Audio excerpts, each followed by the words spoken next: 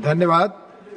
श्रीमती महुआ माझी। Thank you honourable chairman sir. आज हम वंदे मातरम की 150वीं वर्षगांठ पर चर्चा कर रहे हैं। वही वंदे मातरम जो देशवासियों को राष्ट्रधर्म की दीक्षा देने का मंत्र बन गया था।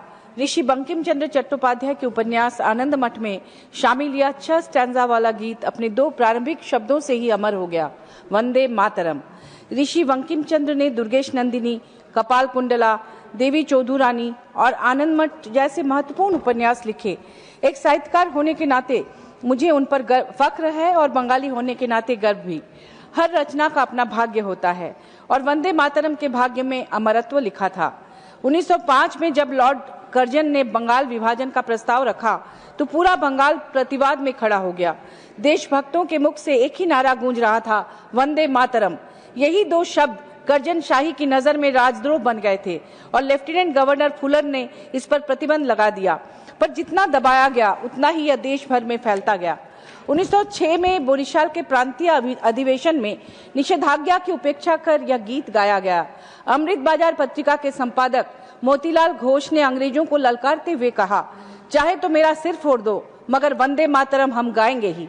लाठियां चली, युवक घायल हुए, पर हजारों प्रतिनिधियों ने खड़े होकर इन 2 शब्दों से अंग्रेजी जुल्म का प्रतिवाद किया। यह ध्यान देने योग्य है कि उस समय भी गीत के सभी 6 स्टैंजा नहीं गाए गए थे। रविंद्रनाथ टैगोर ने इसके 7 लाइंस को ही सुर दिया था, गाया था। उनके ही सलाह से बाद में महात्मा गांधी, सुभाष चंद्र बोस, सरदार पटेल, मौलाना आजाद, नेहरू, राजेंद्र प्रसाद, गोविंद बल्लभ पंत, आचार्य कृपलानी सभी ने मिलकर इन्हीं 2 स्टैंजास को स्वीकृति दी। CWC में सर्वसम्मति से इसे पारित किया गया। जैसे राष्ट्रगान जनगण मन के 5 स्टैंजास में से केवल 1 स्टैंजा को ही राष्ट्रगान का गौरव मिला। अफसोस की बात है कि आज सत्ता पक्ष ऐसे ऐतिहासिक निर्णयों को केवल पूर्व के दिग्गज नेताओं पर दोषारोपण करता है, जबकि उस समय देश विभाजन के दंश, दंगों और सांप्रदायिक तनाव से जूझ रहा था। नेताओं के सामने चुनौती थी सौहार्द बनाए रखना, शांति स्थापित करना और नवगठित राष्ट्र को स्थिरता देना। आज यहाँ बैठकर उनके बुद्धिमत्तापूर्ण निर्णयों की आलोचना करना न केवल अनुचित है बल्कि उन नेताओं का अपमान करना है, देश के सौहार्द को चोट पहुंचाने जैसा है। पंडित नेहरू पर आज जिस तरह तुष्टीकरण के आरोप लगाए जाते हैं वे इतिहास की कसौटी पर नहीं टिकते ही नहीं। आज इंडिया गठबंधन पर भी तुष्टीकरण का आरोप लगाया जाता है। यदि तुष्टीकरण की ही बात होती तो पाकिस्तान से कटकर बांग्लादेश जैसे एक नए राष्ट्र का निर्माण नहीं होता। जहां इंदिरा गांधी ने 1971 में पाकिस्तानी सेना के विरुद्ध भारतीय सेना भेजी, जबकि उस वक्त अमेरिका पाकिस्तान के साथ खड़ा था।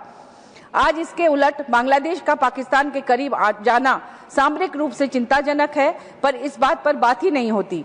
हमारे सदन का बहुमूल्य समय बेरोजगारी, शिक्षा, विज्ञान, टेक्नोलॉजी, सर 2 मिनट नहीं, आप खत्म 2-4 सेकंड, महिला सशक्तिकरण और विश्वविद्यालयों की गुणवत्ता बढ़ाने में लगना चाहिए। तक्षशिला और नालंदा के गौरव को पुनर्जीवित करने की जरूरत है ताकि हमारे युवाओं को उच्च शिक्षा और शोध के लिए विदेश न जाना पड़े। और हम क्या कर रहे हैं, 150 वर्ष पुराने महान गीत के स्टैंजा की गिनती पर बहस कर रहे हैं।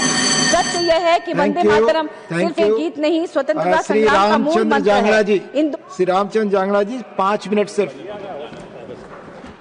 मान्यवर, विद्वानों का मानना है कि 1873 में एक घटना